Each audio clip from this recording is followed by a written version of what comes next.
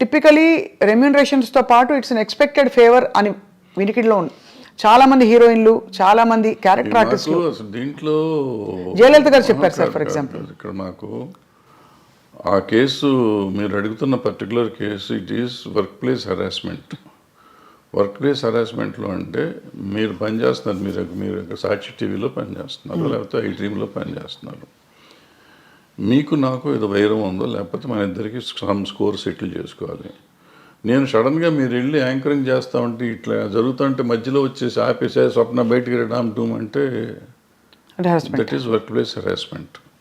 ఏమీ చెయ్యిపోయినా అతను మనిషి మీకు చాలా ఇష్టమై ఉండొచ్చు, మీతో వాళ్ళకి ఉండి ఉండొచ్చు, ఏదైనా అయి ఉండొచ్చు, but it's no business to can get into the premises. First point, that is work place harassment. So అటువంటి టైప్ ఆఫ్ కేసెస్ దాంట్లోకి వస్తాయి. మిగిలిన ఇవన్నీ మనకు సంబంధం లేని కేసులు. కానీ ఇది ఇక్కడ సెక్షువల్ ఎక్స్‌ప్లాయిటేషన్ జరిగింది. That is also sexual exploitation. ఏం right to has got, he might be having right on you some ఏదైనా రకంగా, but he should have waited outside. లోపలికి వచ్చి అంత ఇది లేదు కదా. And it's not his premises, my premises.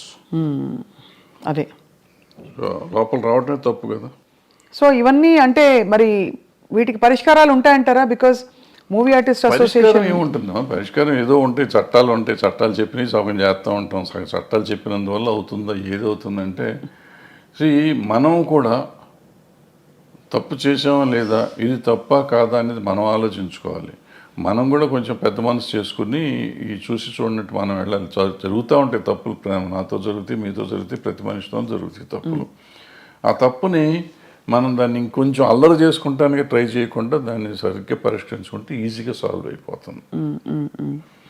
అసలు ఇష్యూ ఏముంది, ఎవరి పనులు చేసుకుంటున్నప్పుడు ఇష్యూస్ ఏముంటాయి ఇక్కడ? అది కరెక్టే కదా సార్ అది. కానీ okay, final question on this topic sir. వాతావరణం చాలామంది ఇప్పుడు క్యారెక్టర్ ఆర్టిస్టులు బయటకు వచ్చి ఇంటర్వ్యూలు ఇచ్చిన సందర్భాల్లో చెప్పారు, ఫలానా టైంలో నేను లొంగిపోవాల్సి వచ్చింది, నాకు ఆప్షన్ లేకపోయింది, రాత్రి 2 గంటలకి నా డోర్ వచ్చి కొట్టేవారు తాగేసి.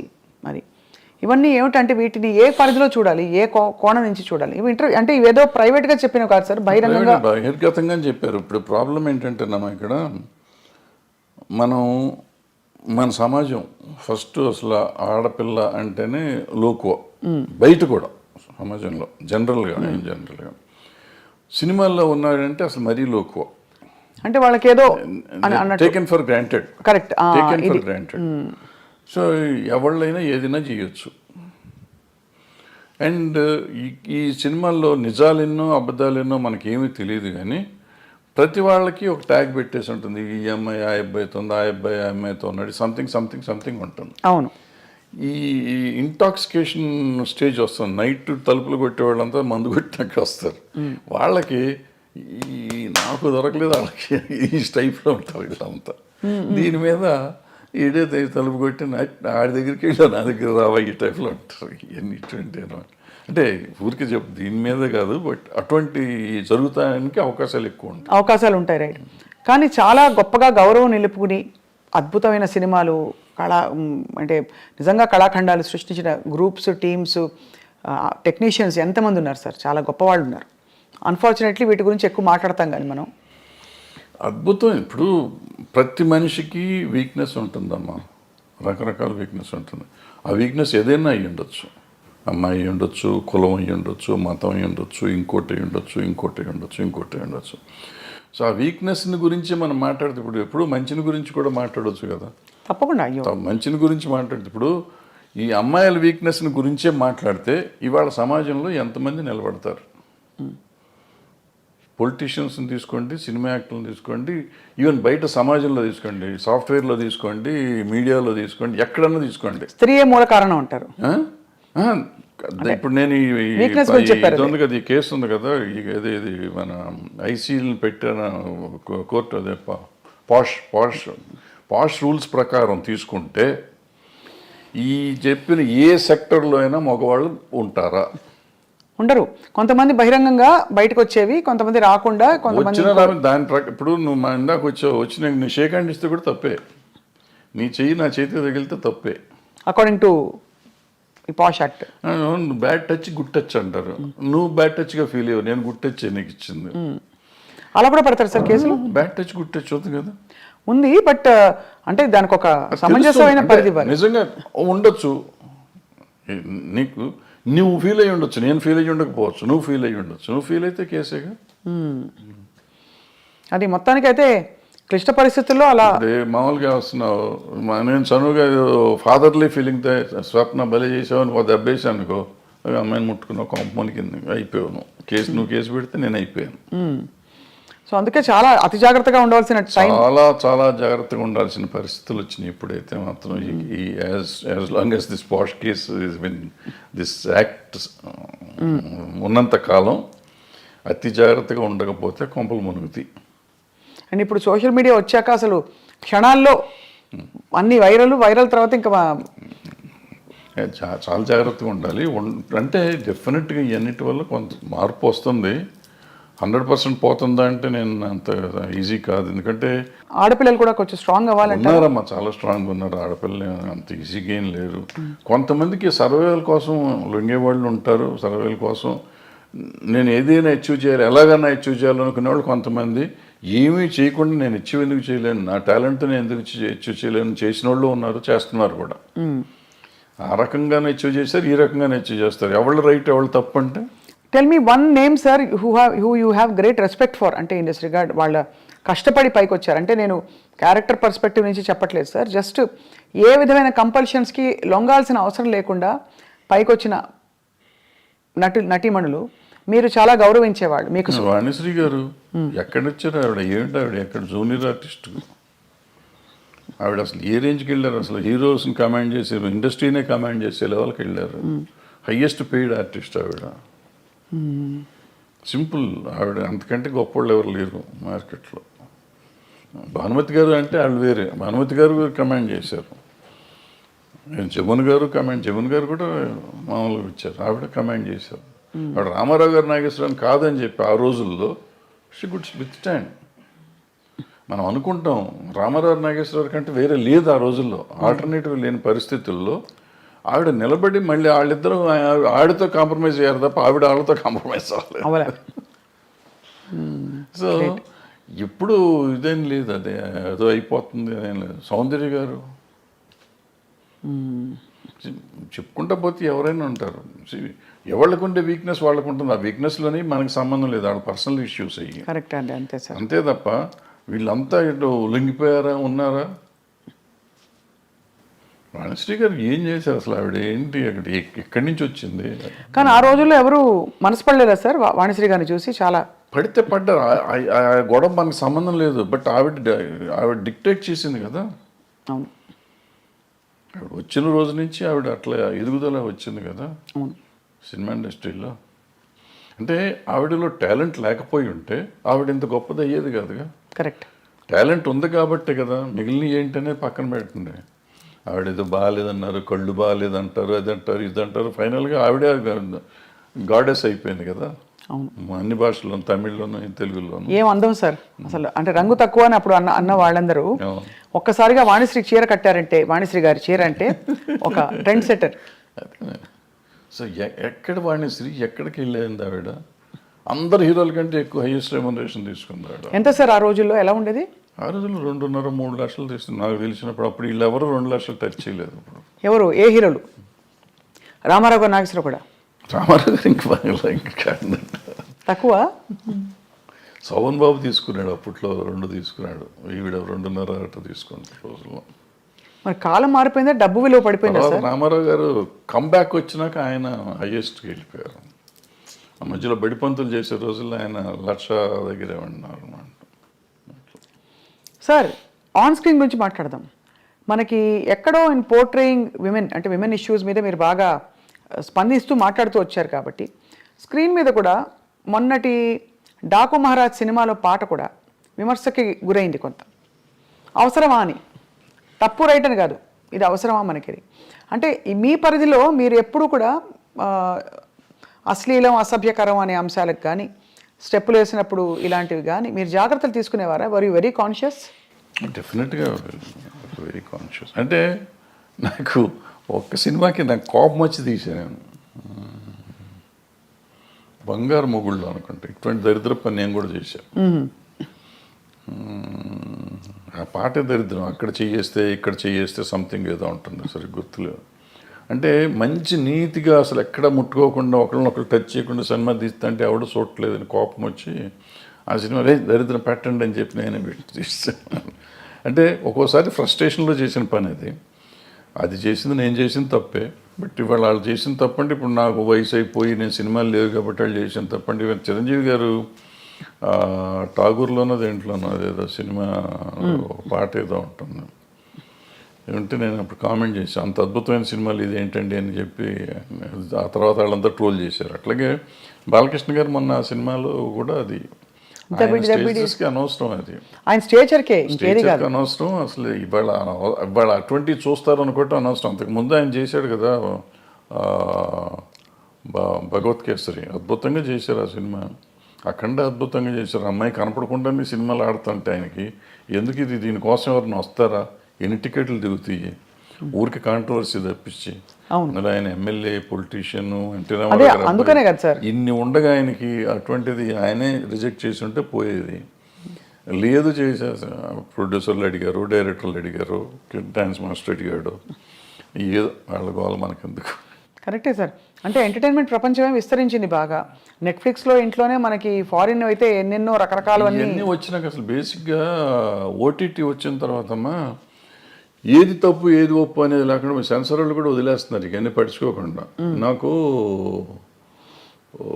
రౌడీ అన్నయ్యలోనో దేంట్లోనో ఒక సాంగ్ చేస్తా ఈ రంభక వరకు మిడీ లాగా ఉంటుంది ఇక్కడ దాకా. ఓ సాంగ్లో తిరుగుతా ఉంటే కొంచెం లేస్తుంది. సినిమా రిలీజ్ అయినాక నాకు సెన్సార్ ఆఫీసర్ ఫోన్ చేసి సార్ ఇక్కడ ఎక్కడో ఉంది సార్, ఎవరో జనం అంటున్నారు సార్, కట్ చేయండి సార్ అని. రిలీజ్ అయిన తర్వాత కట్ చేశాను నేను. జస్ట్ ఊరికి మిడి ఇక్కడ ఉంది, ఇప్పుడు గాలికి ఎగిరింది, వెళ్తే ఇంతవరకు ఎక్స్పోజ్ అయింది.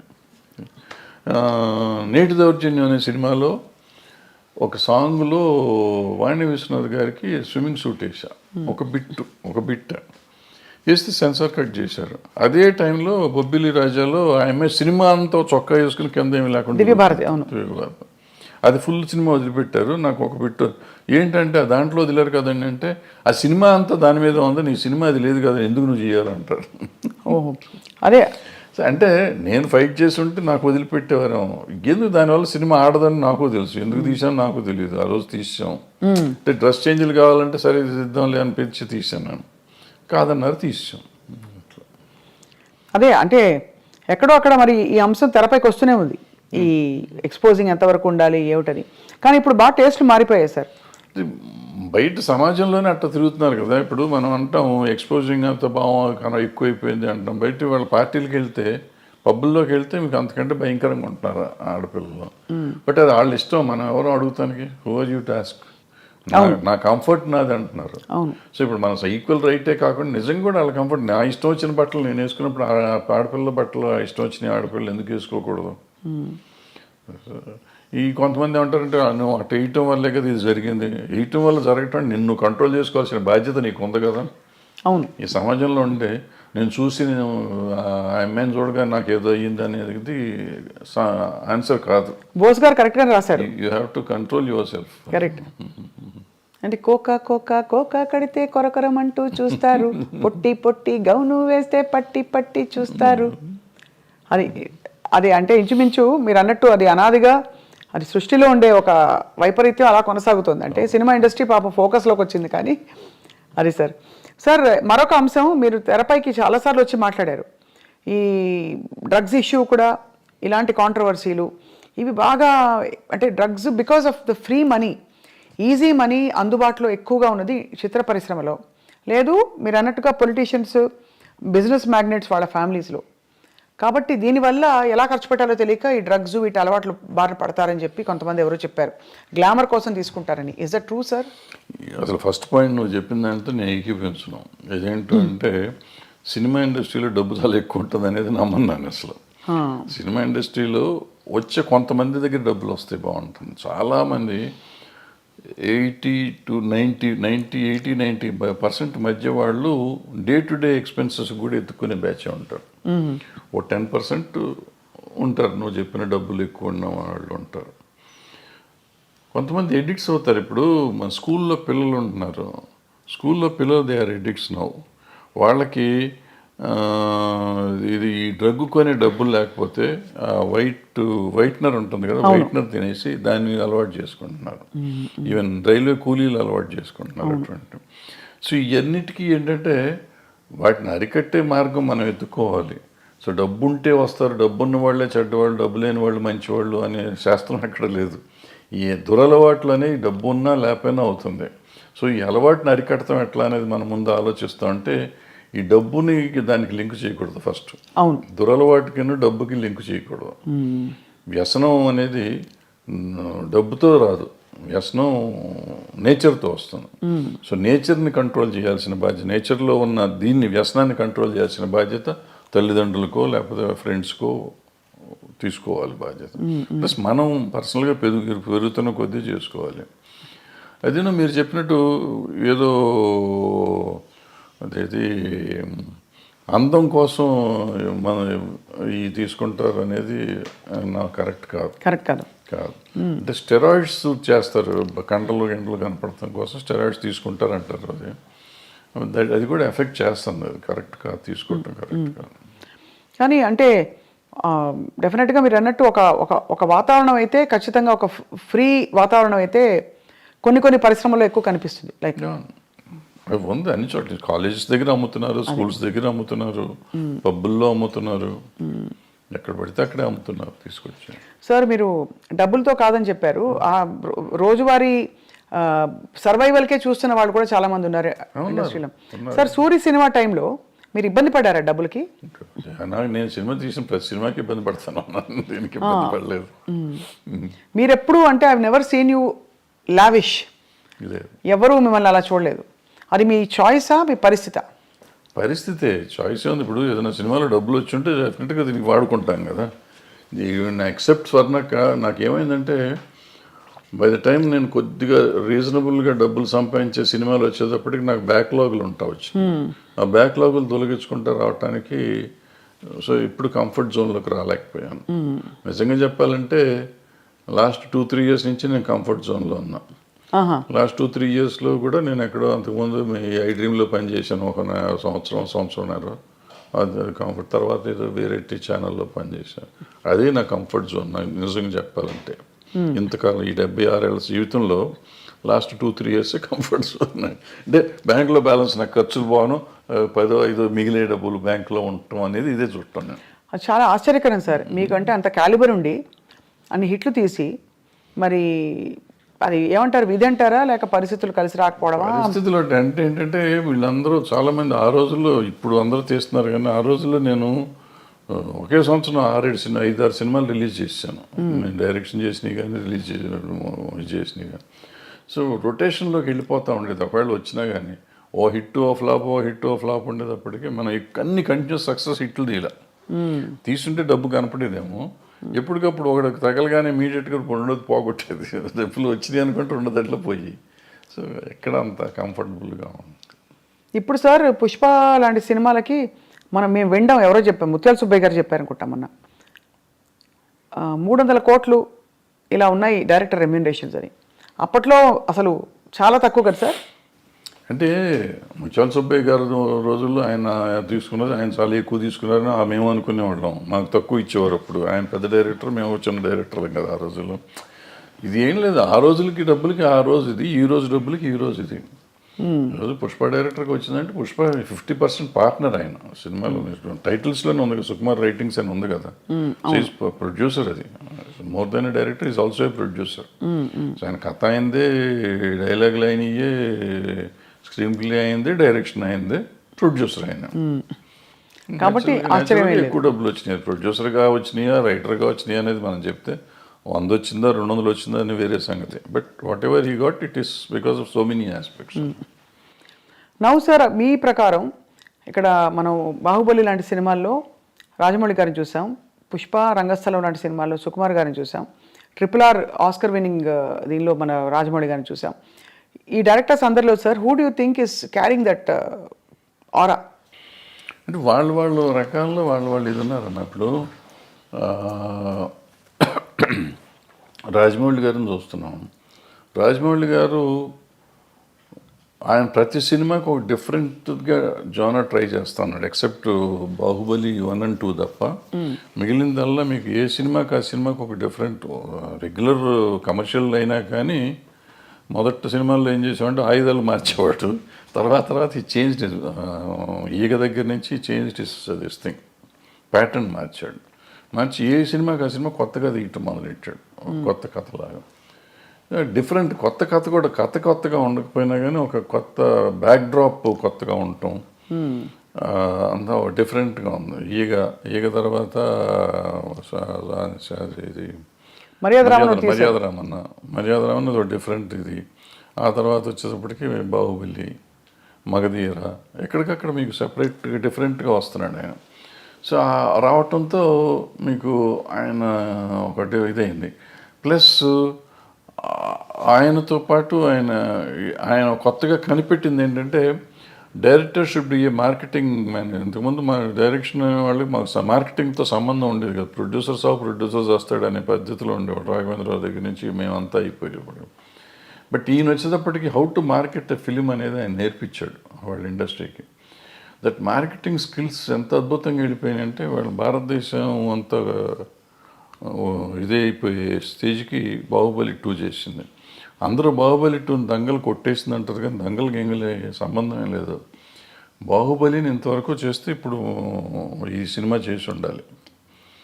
దంగల్లో వచ్చింది ఏంటంటే చైనాలో ఒక దాంట్లో వచ్చింది డబ్బులు. చైనా డబ్బును మనం లెక్కేసుకుని 2,000 కోట్లని కంగారు పడుతున్నాం తప్ప మనకి ఇక్కడ వచ్చింది 600 కోట్లు 700 కోట్లు.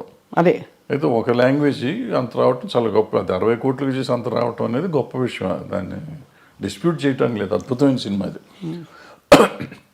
సో మన ఇండియన్ సినిమాలో ఇండియన్ డబ్బు చూసుకున్న సినిమాలు ఇయే. ఆ చైనాలో 2,000 కోట్లు వచ్చినా అదంతా మళ్ళీ మనకు షేర్ వచ్చేటప్పటికి చాలా తక్కువ వస్తుంది. అక్కడ 30% 20% అంత వస్తుంది. అవును. సో అవి మనం గ్రాసులు చెప్పుకుని ఊరికే కంగారు పడతా ఉంటాం. ఇప్పుడు బాహుబలి తర్వాత ఇది వచ్చింది. అలా అంటే మీరు అన్నది రాజమౌళి గారిది చాలా ఒక డిఫరెంట్ టెక్నిక్. ఈయన వచ్చేటప్పటికి ఈయనన్నీ లెక్కలు చేసిన సినిమాలు వదిలిపెట్టి ఈయన డిఫరెంట్గా చేసిన సినిమాలు ఈయన సిట్ అయినాయి చూడండి మీరు. అంతకుముందు మీరు ఆర్య చేసాడు. ఆర్య డిఫరెంట్గా ఉంటుంది. తర్వాత ఏదో చేశారు కొన్ని అటువంటి ఏదో లెక్కలు నాకు అర్థమే కదా. 1 ఒకటి ఎన్టీఆర్తో ఒక సినిమా ఏదో చేశాడు, కప్పులు తిప్పుతూ ఉంటాడు, ఏదో తిరుగుతూ ఉంటుంది. ఏది మన నాకు అర్థం కాదు. మళ్ళీ మొన్న వచ్చేటప్పటికి రంగస్థలం అద్భుతంగా తీశాడు. అద్భుతం వెనక్కి తీశాడు. అసలు ఎవరు మన తెలుగులో మనం ఊహించలేని గొప్ప సినిమా అది ఒక రకంగా చెప్పాలంటే. ఆ టైప్ ఆలోచన కమర్షియల్ అయినా కానీ ఎప్పుడైతే అంగవైకల్యం తీసుకురాగలిగాడో ఆ అంగవైకల్యం మీద సినిమా వచ్చేటప్పటికి అద్భుతంగా ఉంది. అది చాలా ఒక లైవ్లీగా ఉంది సినిమా. విలేజీ ప్యాటర్న్ అది అద్భుతంగా ఉంది ఆ సినిమా. ఈ పుష్పకి వచ్చేటప్పటికి Pushpa was a routine film నాకు తెలిసినప్పుడు. పుష్ప 1, పుష్ప 2 ఈ స్మగ్లింగ్ మీద ఏదో రెప్లికా తీస్తారు ఏముంటుందిలే అని నేను చూడలే. యాక్చువల్గా నేను మొన్న చూశాను. ఎప్పుడైతే మీకు సెకండ్ హాఫ్లో ఆ ఫ్యామిలీ ఎలిమెంట్ వచ్చిందో, వైఫ్ అండ్ హస్బెండ్ వాళ్ళ రిలేషన్షిప్ మీద ఎప్పుడైతే సినిమా తీశాడో మీకు అందుకైతే అన్స్టాపబుల్ అయిపోయింది సినిమా. ఇది ఇవాళ రెవెన్యూ కనపడుతుందంటే ఫ్యామిలీ ఊరికి మా గంధపు చెక్కలు దొంగ కాదు.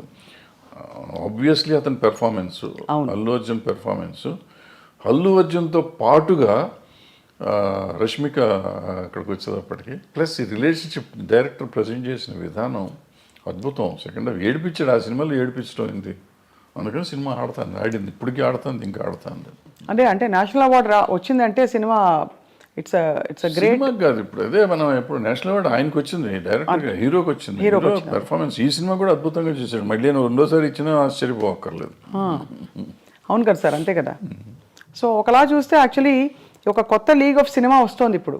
అంటే పెద్ద స్కేల్ ఒకటి, బట్ యాక్టింగ్ ఓరియంటెడ్ ఇంపర్ఫెక్షన్స్. ఇది మామూలు సినిమా కింద లెక్క తీసుకోవాలి. ఇప్పుడు అలాంటి ఒక 100 సినిమాలు మూడో పిల్లలు ఒకళ్ళ కోసం ఒకళ్ళు బాధపడే సినిమాలు 100 ఉన్నాయి. ఒకళ్ళని ఒకళ్ళు ఎన్హాన్స్ చేసుకునే క్యారెక్టర్. నా మొగుడిని అంటావా అని పెళ్ళని తిరగబడింది, నా పెళ్ళాన్ని అంటావా అని మొగుడు తిరగబడ్డ సినిమాలు 100 ఉన్నాయి. వాళ్ళు ఒకళ్ళ కోసం ఒకళ్ళు చేసుకుంది. బట్ ఇవాళ దీని బ్యాక్గ్రౌండ్ ఈ గంధపు చెక్కలు ఇవన్నీ తీసుకుని చేసిందో నేను కోతల రేటు చెప్పానే. అలాంటి ఇలాగా ఇతను దొంగకి ఒక స్మగ్లర్కి వైఫ్ అంటే అంత ఎందుకు ఉండాలి? నేను నన్ను ఇన్సల్ట్ చేసినందుకు కదా, నా భార్య పేరు ఎత్తినది నాకు కోపం వచ్చింది, అందుకని నేను చూస్తానండి, నేను తట్టుకోలేను అంటాడు. ఎవరేం చెప్పినా ఒప్పుకుంటా, ఏమన్నా కానీ నా భార్య చెప్తే వింటానంటాడు. మరి అంత స్మగ్లర్కి ఈ సెంటిమెంట్ ఎందుకు ఉండాలి? నేను అక్కడ చెప్పానే, వైఫ్ని చెల్లి అన్న దరిద్రుడు తండ్రి కోసం జైలుకి వెళ్ళిపోయి చచ్చిపోతానంటాడు. అవును అవును. సో అది నీకు ఎప్పుడు వేరియేషన్ వచ్చేటప్పటికి నీకు తేడా వచ్చేస్తుంది. సో అక్కడ ఇక్కడ కూడా మంచి దొంగలు, మధ్యలో దొంగ రాసుకలు తీశారు మీరు. దొంగ రాసుకలు టైటిల్ ఎట్లా పెట్టారు సార్ అది? వాళ్ళ కథలో ఈయన చెప్పాడు, మన దివాకర్ బాబు గారు, ఆయన కథ కూడా ఆయన. నేను ఆ టైటిల్ ఒక్కటే చూసి మీ సినిమాలన్నింటిలో మీరే పెట్టుకుంటారు. రైటర్ ఆయన, అతను మన తమిళ ఆయన రైటర్. సో భలే ఒక long innings, 50 years in the industry. Everybody అందరూ మిమ్మల్ని అంత గౌరవిస్తారు, ఇప్పటికీ ఇష్టపడతారు. కానీ మీరు కుండ బద్దలు కొట్టి మొహమ్మీ చెప్పేస్తారన్నీ. ఎప్పుడు మీకు శత్రువులు తయారు అవ్వలేదా? ఉన్నారు, కొంతమంది అవుతారు, కొంతమంది తిడతానే ఉంటారు, అప్పుడప్పుడు తిడతా ఉంటారు, నన్ను చంపేస్తా ఉన్నట్టు కూడా ఉన్నది. ఉన్నారా? నడుస్తూ ఉంటారు. అంటే ఏ ఇష్యూలో సార్? ఏదో ఒక ఇష్యూలో వాళ్ళకి నచ్చని ఏదైనా చెప్తే కోపం వస్తుంది కదా. ఎవరు సార్? నేను దాసనారాయణరావు గారు, నేను కృష్ణ గారు భయంకరంగా పోట్లాడుకున్నాం. అవునా?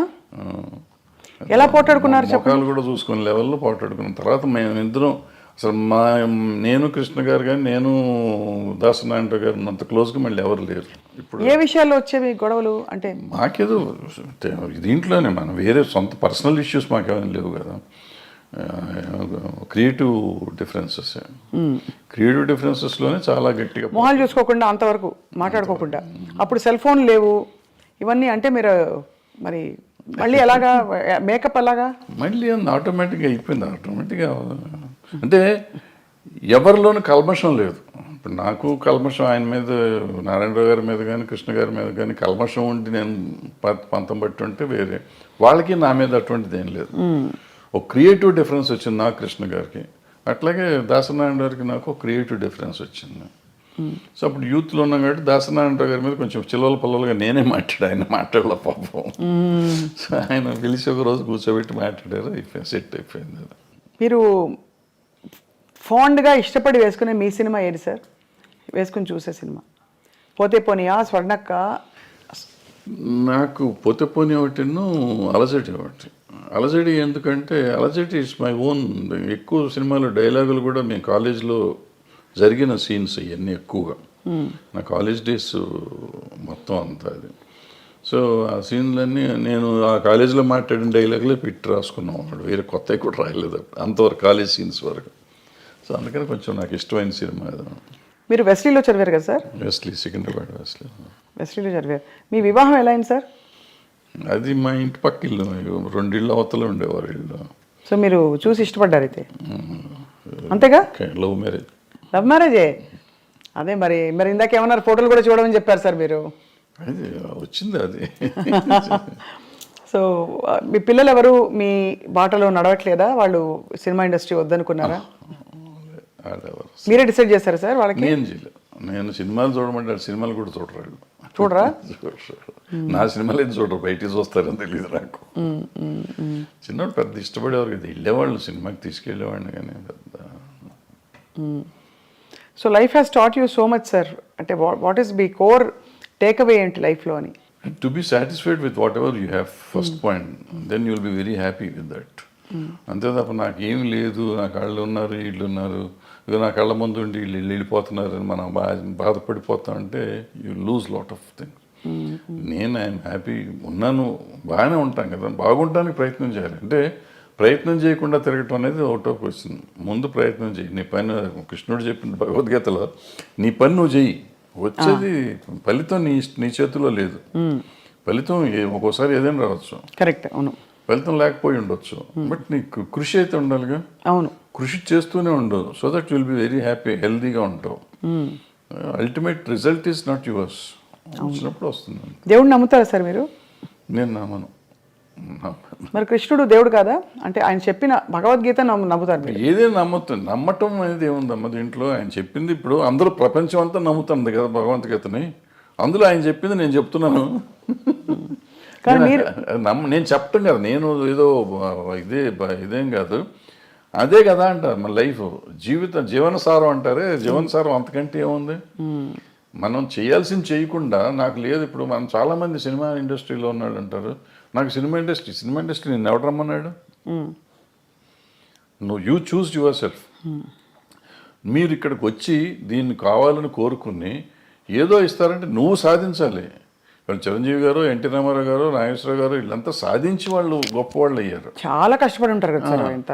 వాళ్ళలాగా వాళ్ళు వచ్చేసింది, వాళ్ళకి అంత వచ్చింది నాకెందుకు రాలేదంటే వాళ్ళలాగా నువ్వు ఏమైనా చేసావా? నువ్వు చేయలా. నువ్వు చేసింది చేస్తే నీ పరిధికి ఎంత ఉందో అంత పరిధి నీకు వస్తానే ఉంది. నీ టాలెంట్కి సంబంధించి ఇప్పుడు నేనున్నానమ్మా, నేను సినిమాల్లో 1 వేషం వేసి ప్రకాష్ రాజ్కి అంత ఇచ్చేస్తున్నారు, ఆడిని పెట్టుకుని నన్ను ఎందుకు పెట్టుకోలేదంటే నాకు పర్సనాలిటీ ఉంది కదా. ఆయన యాక్టరు, ఇవాళ దేశాన్ని ప్రపంచంలోనే ఆయన పేరు చెప్పుకునే అంత గొప్ప యాక్టర్ అతను. అవును, అతనిలాగా నేనున్నాను, ఒడ్డు పొడుగున్నాను, డైరెక్ట్ చేశాను, 2 సినిమాలు యాక్ట్ చేశాను, ఆయన పెట్టుకుంటారు నన్ను పెట్టుకోరని ఏడిస్తే నా ఆరోగ్యం చెడుతుంది తప్ప ఏం రాదు, పోదు, నాకేం రాదు. సో దిస్ కంపారిజన్ కానీ లేదంటే అసలు మనం వేరే కానీ ఆలోచించకుండా మనం చేయాల్సింది చేసుకుంటూ పోతూనే ఉండాలి. వచ్చినప్పుడు వస్తుంది. సార్ తెలుగు ఫిల్మ్ ఛాంబర్ ప్రెసిడెంట్గా మీరు వ్యవహరించారు. మూవీ ఆర్టిస్ట్ అసోసియేషన్లో మూవీ ఆర్టిస్ట్ మెంబర్ని కూడా కాదు అంటే కాదు, బట్ జరుగుతున్న మార్పులు పరిణామాలు, ఆర్ యూ సాటిస్ఫైడ్ అంటే as a senior film technician? అంటే బేసిక్గా మనం అసలు మూవీ ఆర్టిస్ట్ అసోసియేషన్ అనే దాని గురించి పెద్దగా ఎక్కువ మాట్లాడుకోవటం అవసరం లేదు. ఎందుకంటే కంటే ఒక 800 మంది మెంబర్స్ దాంట్లో 200 మంది అసలు ఉన్నారో లేరో వాళ్ళకే తెలియదు.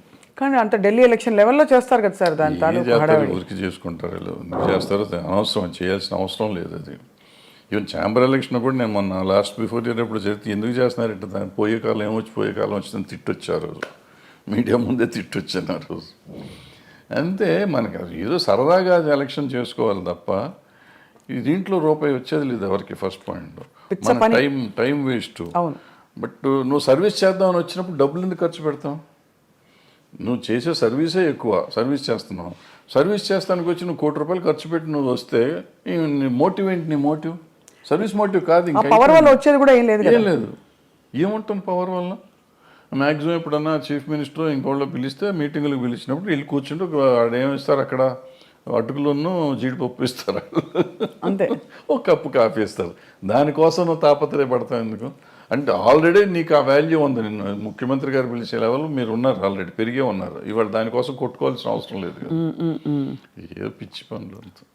సో అయితే అదే, బట్ వివాదాలు మాత్రం వారానికి ఒకటి వస్తుంది. Jani Master issue, Raj Tarun Lavanya issue, అవన్నీ ఇప్పుడు ఇంతమంది ఉన్న ఇండస్ట్రీలో ఇష్యూస్ ఉంటా ఉంటాయి. ఆ ఇష్యూని మనం సీరియస్గా తీసుకోకపోవటం అనేది మనం ఆలోచించుకోవాలి. ఏదో ఉంటాయి, ఉన్నప్పుడు దానికి పెట్టుకోవటం. సార్ మోహన్ బాబు గారి ఇంట్లో జరిగిన తగాదాలు ఏవైతేనే మీరు ఒక అంటే టెక్నీషియన్గా, సినిమా ఇండస్ట్రీ వ్యక్తిగా మీరు సమాధానించి చెప్పారా? ఎవరికి? ఆయనతోనా? ఇది ఏదో అది పర్సనల్గా కదా. ఒకవేళ నేను మాట్లాడినప్పుడు నేను పబ్లిక్లో చెప్పకూడదు కదా. ఇప్పుడు నేను నిజంగా వాళ్ళ వెల్విషర్ని అయితే ఒకవేళ నేను వెళ్ళి అక్కడ ఏళ్ళు పెట్టుంటే, పెట్టానా లేదా అనేది తర్వాత సంగతి, పెట్టుంటే అక్కడ ఏం జరిగింది ఇక్కడికి వచ్చి ప్రమోషన్ కాదు, ఏం జరిగింది కాదు సార్. బట్ అసలు అంటే అది బాగా బహిరంగంగా అయిపోయింది కదా, వాళ్ళే మీడియాకి వచ్చారు. ఇప్పుడు వాళ్ళు బహిరంగంగా ఉన్నారు, నేను బహిరంగంగా ఉండకూడదు. నేనని కాదు, ఎవరైనా కానీ, ఎవరు ఇంటర్ఫేర్ అయినా కానీ, ఇంటర్ఫేర్ అయిన వాళ్ళు బయటకు వచ్చి ఇట్ట జరిగిందని చెప్తే ఇక వాళ్ళు పెద్ద మనిషి ఎట్ అవుతారు వాళ్ళు. ఫస్ట్ పాయింట్ అది తప్పు. రెండోది అటువంటివి జరగటం విచారకరం. అందులో మనవాళ్ళు కావాల్సిన వాళ్ళు, పిల్లలు మంచివాళ్ళు, తండ్రి మంచివాడు, ఈ రకాల ఎందుకు సమస్య వచ్చిందని నాకైతే అర్థం కాలేదు.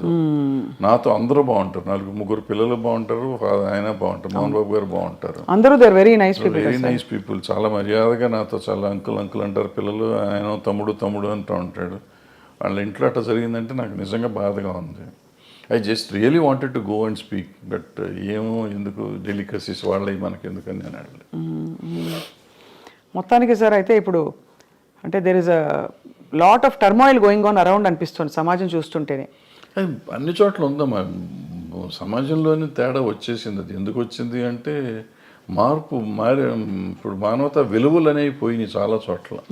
మనం విలువల గురించి మాట్లాడతాం కానీ విలువలే లేవు. ఇప్పుడు ఇంతకుముందు అనుకున్నాం శీలం అనేది విలువ, ఆత్మీయతలు, మన సంబంధాలు, మానవత సంబంధాలు విలువలు ఉండేవి. ఇప్పుడు అవన్నీ పోయినాయి. ఏదో ఉంటున్నాం, అందరం కమర్షియల్ అయిపోయాం.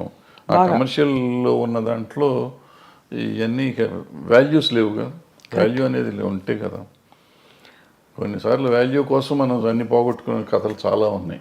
అవును. గౌరవం కోసం అన్ని చేయాలని చెప్పి, అటువంటిది ఇప్పుడు గౌరవం లేదు, తక్కువలేదు. అందుకే ఒక ఫుల్ఫిల్మెంట్ రావట్లేదు జీవితంలో కదా. ఇప్పుడు ఇందాక చెప్పిన పుష్ప కథ కానీ, లేకపోతే మా కొత్తలేడు కథ కానీ, అదే ఫుల్ఫిల్మెంటు. వాళ్ళ భార్య కోసం భర్త, భర్త కోసం భార్య, తండ్రి కోసం కొడుకు అని ఇవన్నీ అదే భగవద్గీతలో కూతురు కోసం తండ్రి, తండ్రి కోసం కూతురు. ఇవి మానవతా విలువలు అంటే వాటి కోసం అది ఎంత కమర్షియల్గా చేసినా కానీ మనం ఇవాళకి ఫీల్ అయ్యి సినిమాలు చూస్తున్నాం. బట్ దానికి వాల్యూ ఉంది. బట్ ఆ వాల్యూ మన జీవితంలో ఇవ్వలేకపోతున్నాం. సినిమాల్లో చూసి మనం సినిమా ప్రొడ్యూసర్కి డబ్బులు ఇస్తున్నాం కానీ మన జీవితంలో మన తల్లిదండ్రులకు కానీ, మన భార్య పిల్లలకు కానీ, మనం ఆ సుఖం అన్నదమ్ములకు కానీ, అక్క చెల్లెళ్ళకి కానీ మనం ఆ ఫీలింగ్ ఇవ్వలేకపోతున్నాం. ఆ సమాజంలో వచ్చిన మార్పులో మనలో వచ్చింది.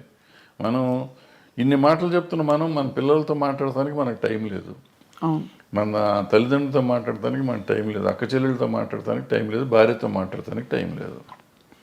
Are we avoid. ఒకవేళ టైం ఉన్నా కానీ ఎందుకో మనకు సాధ్యమైనంత వరకు దూరంగా ఉండటానికి ప్రయత్నం చేస్తున్నాం. ఇంకా విలువలు ఎక్కడి నుంచి వస్తాయి? విలువల గురించి మాట్లాడే నైతిక హక్కు ఎక్కడ ఉంది ఎవరికైనా? Very true sir. బహుశా కొంతవరకు సినిమా ప్రభావితం చేస్తుంది ఈ విషయాలని. బహుశా అలాంటి కథలు వచ్చేసి క్లిక్ అయిపోతే ఆడియన్స్తో తప్పకుండా, ఎందుకంటే ఇంత పెద్ద పెద్ద సినిమాలు, ఇంత మార్పులు తెచ్చిన సినిమాలు మనుషుల్లో, సమాజంలో ఉన్నాయి. చెడు ప్రభావం చూపించిన సినిమాలు కూడా కొంత ఎంతో అంతో ఉండుంటాయి. నిజం చెప్పాలంటే నేను పుష్ప 2 చూడకూడదు అనుకున్నా. ఎందుకంటే బయట చెప్పిన మాటలు, అదేదో షెకావత్ మీద ఉచ్చబోస్తాడు ఇటువంటి అన్ని విని, ఇటువంటి పిచ్చి సినిమాలు చూడాలా మనం ఎందుకు అని చెప్పి చూడాలి. ఎందుకో చూద్దామని మనం పెట్టుకున్న ఫస్ట్ హాఫ్లో నాకు చిరాకుగా ఉండింది. ఫస్ట్ హాఫ్ చూస్తానికి నాకు took me about 5 hours first half చూడటానికి. ఇంటర్వెల్లో వెళ్ళి మెల్లిగా భోంచేసి వచ్చి కూర్చున్నాం. మళ్ళీ సరే చూద్దాం వద్దా 10 నిమిషాలు ఆలోచించి పెట్టినా డోంట్ బిలీవ్ ఆ గంట 20 నిమిషాలు, గంట 40 నిమిషాలు ఉంది ఆ సినిమా. మొత్తం కంప్లీట్ చూసి ఐ వాజ్ క్రయింగ్ యాక్చువల్గా. అంటే అక్కడ నీకు లైఫ్ ఉంది, అంతకుముందు లైఫ్ లేదు. అంతా ఏదో సినిమాలు కమర్షియల్గా ఉండేదంతా తీసాడు ఆయన. ఇక్కడ జీవితం తీసాడు. ఆ భార్యాభర్తల అనుబంధాన్ని చూస్తే నాకు అసలు పిచ్చెక్కిపోయింది. ఆ అమ్మాయి కోసం ఇతను తప్పన కానీ వేరే సీన్లో ఆ అమ్మాయి వాళ్ళని చాట్ చేసిన సీన్ కానీ, తర్వాత ఆడబిడ్డ కోసం ఇతను వెళ్ళి ఫైటింగ్ చేస్తున్నాడు. అంటే వాడు అంత పెద్ద డాన్ లాంటి వాడు వెళ్ళి ఆడు లైఫ్ను పోగొట్టుకుంటున్నాడు, డబ్బును పోగొట్టుకుంటున్నాడు. ఎన్ని పోయినా పర్లేదు, నాకు పిల్లలు కాపాడితే చాలనే ఫీలింగ్ తెచ్చా. అంటే మనలో కూడా ఒక ఆవేశం తీసుకురాగలిగాడు. ఖచ్చితంగా సార్. ఏసే నా కొడుకు అనే ఫీలింగ్ ఉంది ఆ సినిమా చూస్తానంటే. వదిలిపెడతావేంటారు నువ్వు అసలు అనే ఫీలింగ్ ఉండేది. ఆ దీనికి తీసుకెళ్ళారంటే మనలో ప్రతి మనిషిలోనూ అంత ఎమోషన్ తీసుకురాగలిగితే బాగుంటుంది. అవును. సినిమా డబ్బులు ఇచ్చి సినిమా చూడటం కాదు, సినిమాతో పాటు మనం నేర్చుకోవాల్సింది అది. మనం అది వదిలిపెట్టేస్తాం. దాంట్లో వాడు స్మగ్లింగ్ ఎలా చేశాడు, ఎలా దొంగతనం చేశాడు, ఎవరిని చంపాడు, ఎలా చంపాడు, అల్లు అర్జున్ కత్తితో కొట్టాడా చంపాడా, ఇది ఆలోచిస్తాం. అల్లు అర్జున్ అనే క్యారెక్టర్ రష్మిక అనే క్యారెక్టర్ని ఎంత బాగా ప్రేమించాడు, రష్మిక అనే క్యారెక్టర్ అల్లు అర్జున్ అనే క్యారెక్టర్ని ఎంత బాగా ప్రేమించింది, అంటే నా క్యారెక్టర్స్ ఒరిజినల్ని అనేది మనం ఆలోచిస్తున్నాం. Very very true sir. I think human values, relationships నిలబడ్డప్పుడే టోటల్ సక్సెస్ అని చెప్పచ్చు. సినిమాకి కావచ్చు, జీవితాల్లో కావచ్చు. కానీ భరద్వాజ్ గారు, మీరు మళ్ళీ వెబ్ సిరీస్ కానీ ఇంకా ఏమన్నా వెంచర్స్ కానీ, క్రియేటివ్ వెంచర్స్ చేసే అవకాశాలు ఉన్నాయా? ఏమన్నా వర్క్ చేస్తారా? చెప్తున్నా కదా, నేను పని చేస్తానే ఉంటా, ఖాళీగా ఏం లేను. ఏదో ఇటువంటి కథ రాసుకోవటం, రైటం చేస్తా ఉంటాను. మనకి అవకాశం కూడా రావాలి కదా. అవకాశం వస్తే చేస్తానికి రెడీగానే ఉన్నాం. బట్ నేను ఇందాక చెప్పినట్టు I keep on trying to do something. అవుతుందా అవదా నాకు తెలియదు. అయినప్పుడు అవుతుందా, అవ్వకపోతే కూడా నష్టం లేదు, అయితే లాభం లేదు. But you're always in the news, and everybody watches your videos. మీ వీడియోస్కి చాలా మంచి స్పందన చూశాను నేను. కాబట్టి పొలిటికల్ ఇష్యూస్ కావచ్చు, సినిమా ఇండస్ట్రీలో అవుతున్న అంశాలు కావచ్చు సార్, ఎప్పుడు మీరు ఏదో ఒక కొత్త విషయం చెప్తారు, లేదు పాత విషయం అయినా కొత్తగా చెప్తారని ఆశిస్తూ ఉంటాం, ఎదురు చూస్తూ ఉంటాం మీ దీనికోసం. సో అది సార్, చాలా ఆనెస్ట్ కాన్వర్జేషన్ సార్ ఇవాళ. ఇంత డీటెయిల్గా ఎప్పుడు మాట్లాడి నాకు తెలియదు. కానీ మీ సినిమాలో నేను నటించాననే ఒక చిన్న విషయాన్ని నేను ఇప్పుడు అందరికీ పోతే పోనీ సినిమాలో అప్లికేట్ చేసి చాలా ఎంజాయ్ చేశాను sir those few days of work. ఆ క్యారెక్టర్ కూడా నా రియల్ క్యారెక్టర్ కాబట్టి, జర్నలిస్ట్ క్యారెక్టర్ కాబట్టి నాకు ఐ ఫెల్ట్ ఎట్ హోమ్. అది thanks for the opportunity sir. And తప్పకుండా మీతో టచ్లో ఉంటాం. అప్పుడప్పుడు ఏమన్నా ఉపద్రవాలు వచ్చినా, సునామీలు వచ్చినా వచ్చి మళ్ళీ మిమ్మల్ని పలకరిస్తాం. సునామీ ఎందుకు వచ్చింది భరద్వాజ్ గారు? Thank you sir. నమస్కారం. నమస్తే.